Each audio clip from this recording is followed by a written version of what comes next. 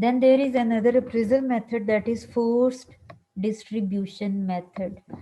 Distribution का मतलब ये होता है कि you are distributing your employees. Performance method है तो आप या तो एम्प्लॉयज़ को डिस्ट्रीब्यूट कर रही हैं या फिर आप एलिमेंट्स को डिस्ट्रीब्यूट करें, जो जॉब एलिमेंट्स हैं, जो हमने जॉब ट्रेड्स पढ़े, क्रिएटिविटी होगी, क्वालिटी, जॉब नॉलेज, ये वो चीज़ें। लेकिन उनकी डिस्ट्रीब्यूशन तो नहीं हो सकती है, क्योंकि वो तो हर एक इंडिविजुअल के पास अपनी स्किल, नॉलेज, एबिलिटी है, वो अपना आउटपुट दे रहा है। तो इसका मतलब ये हुआ कि अप्रेजल में जो डिस्ट्रीब्यूशन मेथड है वो एम्प्लॉयज़ के हवाले से है, बेस्ड ऑन देयर परफॉर्मेंस। तो ये फोर्स्ड डिस्ट्रीब्यूशन मेथड है, तो इसमें मतलब ये कि you are forcefully distributing your employees based on their performance. तो इसमें कुछ परसेंटेज होती है, ये predetermined percentage of rates है that is placed in various performance categories. जैसे आप कह सकते हैं 15% है। ओवरऑल रेटिंग हो सकती है एम्प्लॉय की उन डिफरेंट एट्रीब्यूट्स या जॉब ट्रेड्स या जॉब एलिमेंट्स। तो 15% हो गई वो, या जो भी उनकी परसेंटेज है उसकी बेस पे आपने देख लिया कि चलो ठीक है फ़लाँ एम्प्लॉय की ये रेटिंग है, फ़लाँ की ये है। उसकी बेस पे आप देखते हैं कि आपकी ऑर्गेनाइजेशन के या एक ही स्केल के ऊपर काम करने वाले जितने भी एम्प्लॉयज़ हैं वो कौन सी कैटेगरी में कितने परसेंट लाई कर रहे हैं। जैसे हाई परफॉर्मर्स हैं तो 18 स्केल में टोटल कितने percent employees are high performers, कितने परसेंट एम्प्लॉयज़ जो हैं वो हाई एवरेज परफॉर्मर्स हैं, वो एवरेज से ऊपर हैं और हाई से थोड़ा नीचे। कितने परसेंट एम्प्लॉयज़ हैं जो कि एवरेज परफॉर्मर्स हैं, सो परफॉर्म कर रहे हैं, कितने हैं जो कि बिलो एवरेज चल रहे हैं और कितने हैं जो लो परफॉर्मर्स हैं। You are distributing the percentage of your employees at a given scale या at a specific job। Clerks हैं तो कितने परसेंट क्लर्क्स हैं जो कि हाई परफॉर्मर्स हैं, कितने परसेंट क्लर्क्स हैं जो कि एवरेज परफॉर्मर्स हैं। इसी तरीके से आप जो है डिफरेंट जॉब्स में असिस्टेंट डायरेक्टर्स हैं सपोज, तो कितने percent assistant directors high performers हैं। टीचर्स हैं तो कितने percent teachers are high performers एक डिपार्टमेंट में, और उनमें से कितने परसेंट एवरेज हैं, कितने लो परफॉर्मर्स हैं। तो ये यहाँ पे इस तरीके से फोर्स डिस्ट्रीब्यूशन है कि 5% जो है वो, जैसे ये 0 है, ओरिजिन 1 2 3 इस तरीके से चल रहा है, तो 5% लो परफॉर्मेंस में आ जाते हैं या वो उनकी परफॉर्मेंस लो है। ये ओवरऑल एम्प्लॉयज़ की आप एक उनका ट्रेंड, आप उनका एक ग्राफ बना रहे होते हैं। 15% जो हैं वो बिलो एवरेज हैं, 60% एवरेज हैं, अबव एवरेज जो हैं वो 15% है और हाई परफॉर्मर्स आपके फिर 5% है। ज़रूरी नहीं है कि इस तरीके से डिस्ट्रीब्यूशन हो, ये भी हो सकती है कि ये जो हाई परफॉर्मर्स हैं वो सपोज 15% है, तो एवरेज आपका अगर 50% है तो यहाँ पे ये 25% आपकी बिलो एवरेज हो। तो इस तरीके से डिस्ट्रीब्यूशन देखी जाती है ओवरऑल एम्प्लॉयज़ की एक ही गिवन जॉब स्केल में। फिर है एक और method, behaviourally anchored rating scale, जिसको बार्स स्केल या बार्स भी कहा जाता है। एक अप्रेजिंग मेथड है परफॉर्मेंस का। ये क्या है? It uses quantified scale that specific narrative examples of good and poor performance. तो ये कुछ इस टाइप का होता है, कुछ जॉब एलिमेंट्स आपने लिखे हुए हैं या आप जिस तरीके से देखें, exceeds acceptable level of performance. Acceptable level से जिन्होंने हायर परफॉर्म किया, मतलब ये हाईएस्ट परफॉर्मर्स हैं। फिर जो कि एवरेज परफॉर्मर्स हैं जिन्होंने एक्सेप्टेबल लेवल ऑफ परफॉर्मेंस दिया, और जो कि एक्सेप्टेबल लेवल ऑफ परफॉर्मेंस को मीट नहीं कर पाए, जो कि पुअर परफॉर्मर्स हैं, वो आगे। ठीक है, और इसमें आप बता सकते हैं कि उन्होंने क्या क्या काम किया है। हाई परफॉर्मर्स ऐसा क्या करते हैं कि उन्होंने एक्स्ट्रा ऑर्डिनरी परफॉर्मेंस दी, या जो एक्सपेक्टेड लेवल ऑफ परफॉर्मेंस था उससे हायर परफॉर्मेंस उन्होंने कैसे दी। ठीक है, तो इसकी बेस पे आप रेटिंग या परफॉर्मेंस को अप्रेज कर सकते हैं। फिर है डेवलपिंग अ बार्स के, ये जो बिहेवियरली एंकर्ड रेटिंग स्केल है ये डेवलप कैसे किया जा सकता है। जनरेट क्रिटिकल इंसिडेंट्स, जो मेन चीज़ें जिनको आपने इवेलुएट करना है आप वो जनरेट करें। सपोज कस्टमर्स के साथ इंटरेक्शन फ्रीक्वेंट बेसिस पे किया, फिर क्वालिटी ऑफ सर्विस क्या थी, और जो आपका कस्टमर या आपका क्लाइंट है उसकी सेटिस्फेक्शन लेवल। सपोज ये 3 मेजर इंसिडेंट्स हमने क्रिटिकल समझ लिए कि इनको इवेलुएट करने की ज़रूरत है। डेवलप परफॉर्मेंस डायमेंशंस, फिर आपने इनकी बेस पे देखना है कि किस लेवल तक किसी ने परफॉर्म किया है, तो उसको आप उस परफॉर्मेंस को आप क्या एक्सपेक्टेड लेवल की परफॉर्मेंस तक समझेंगे या बिलो एक्सपेक्टेशन समझेंगे, या जो है वो अबव एक्सपेक्टेशन या above expected level of performance आप उसको समझेंगे।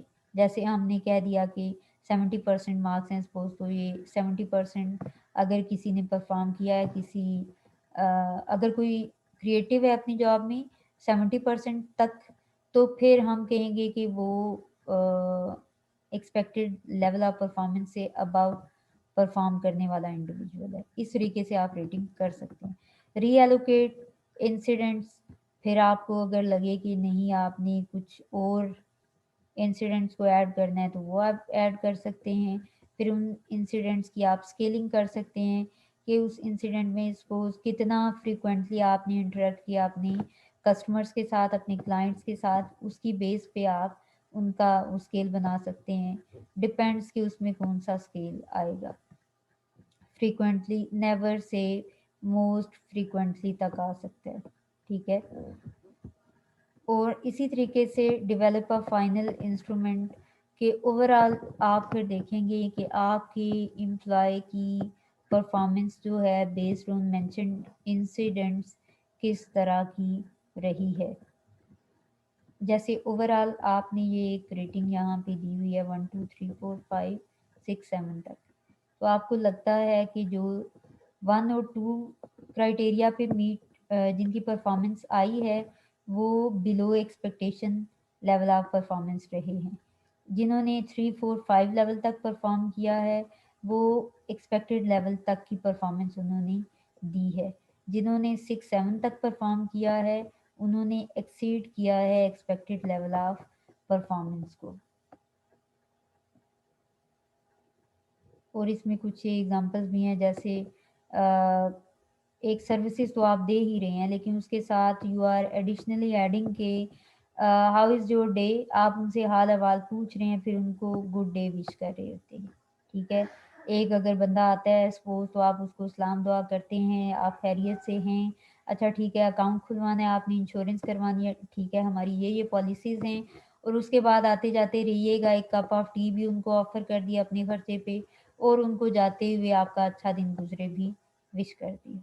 तो ये क्या है, एक्सपेक्टेड लेवल क्या है कि उन्होंने इंश्योरेंस होल्डर्स बढ़ाने हैं, लेकिन उनके साथ वो खुश होके भी जा रही हैं, तो वो एक्सीड कर रहा है एक्सपेक्टेड लेवल ऑफ परफॉर्मेंस से। वो अच्छे परफॉर्मर्स होंगे या हायर परफॉर्मर्स होंगे जो सिर्फ इंश्योरेंस के लिए लोगों को कन्विंस कर रहे हैं, people are not so much happy, या आपके एनवायरनमेंट से उतना वो इन्फ्लुएंस नहीं हुए पॉजिटिव वे में, तो फिर ठीक है, इंश्योरेंस तो उन्होंने करवा ही ली है, हो गया।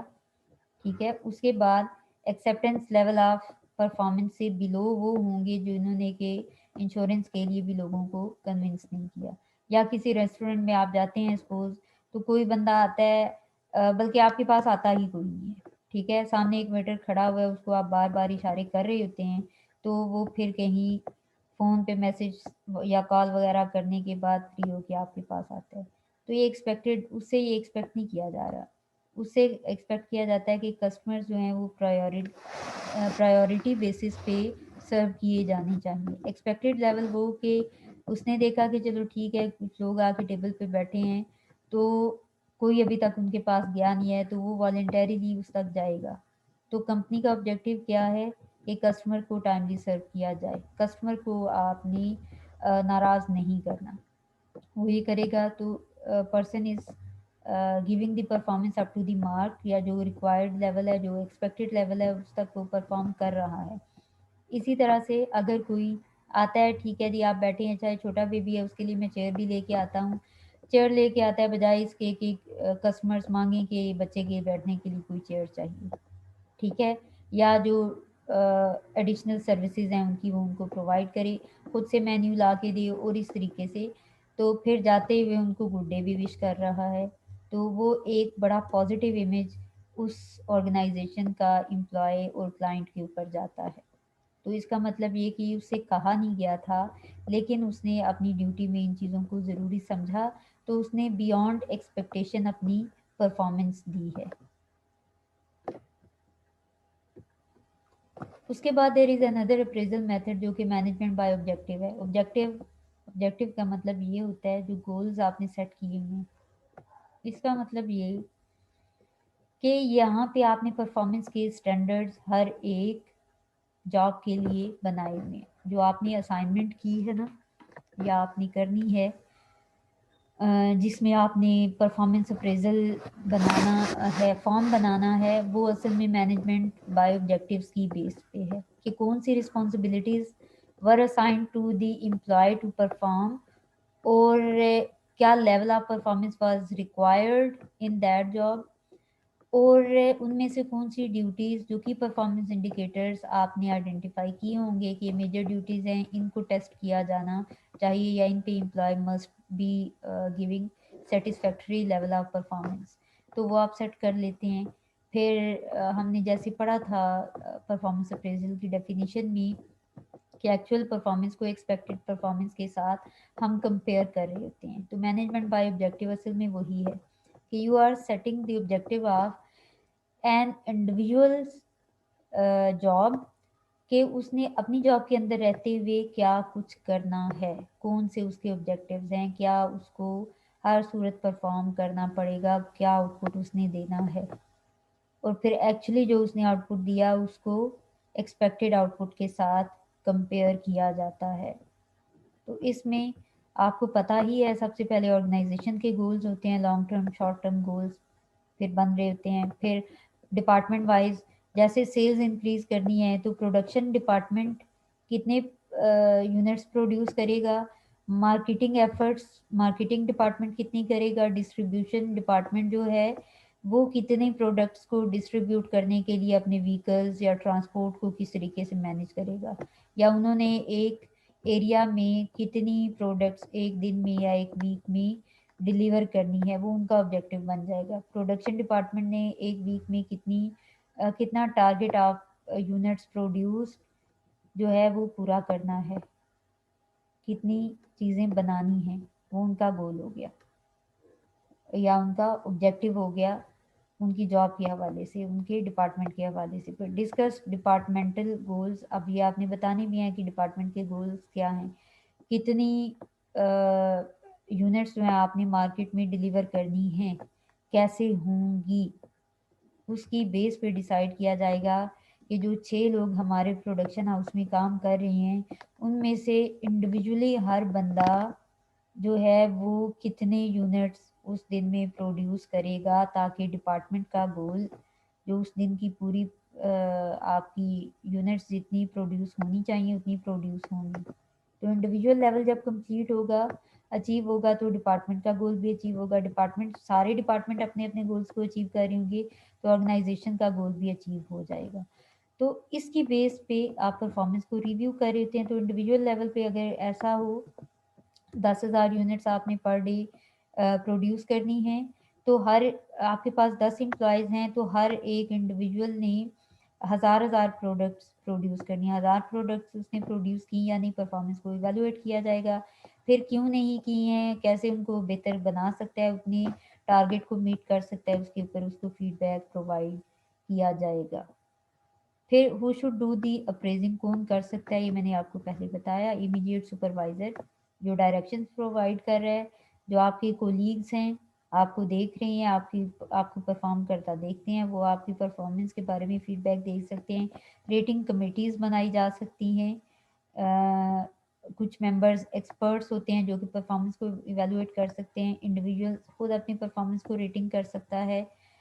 सबऑर्डिनेट्स जो एक सुपरवाइज़र के अंडर काम कर रहे हैं, वो परफॉर्मेंस को इवेलुएट कर सकते हैं कि हमारा सुपरवाइज़र हमें डायरेक्शंस प्रोवाइड करता है या नहीं। उसके लिए डिफरेंट आइटम्स होते हैं, डिफरेंट चीज़ें होती हैं जिनकी बेसिस पे रेटिंग होती है। और 360 डिग्री फीडबैक, जैसे टीचर्स के बारे में टीचर खुद भी अपने आने जाने का टाइम बता रहे होते हैं। जो कोऑर्डिनेटर ऑफिस में लोग होते हैं वो भी देख रहे होते हैं, एचओडी भी मॉनिटर कर रहा होता है, स्टूडेंट्स भी मॉनिटर कर रहे होते हैं। तो that's all about appraisal